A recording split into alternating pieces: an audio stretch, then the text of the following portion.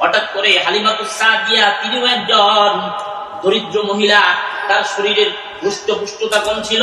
সে মনে মনে ভাবতেছে, আমাকে তো কেউ কোনো সন্তান দেয় না, কারণ আমার তো ওই রকম পুষ্টতা নাই, দুধ আমার স্তনে বেশি নাই, এ কারণে আমাকে তারা সন্তান দিতে চায় না।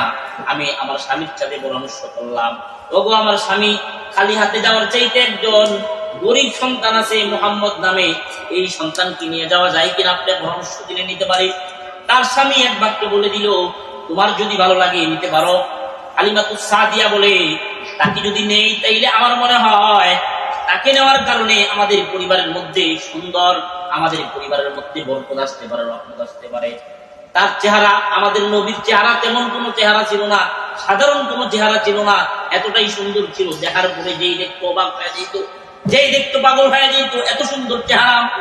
ওই হালিমাতুস সাদিয়া দেখার পরে পাগল হয়ে গেছে, হওয়ার পরে স্বামীর সাথে পরামর্শ করে আমাদের নবীকে নিয়ে নিলেন, যে যা কিছু পাই না কেন আমি মুহাম্মদকে নিয়ে যাইতে চাই, দুধ পান করাই যেতে চাই, লালন পালন করে তাকে আমি বড়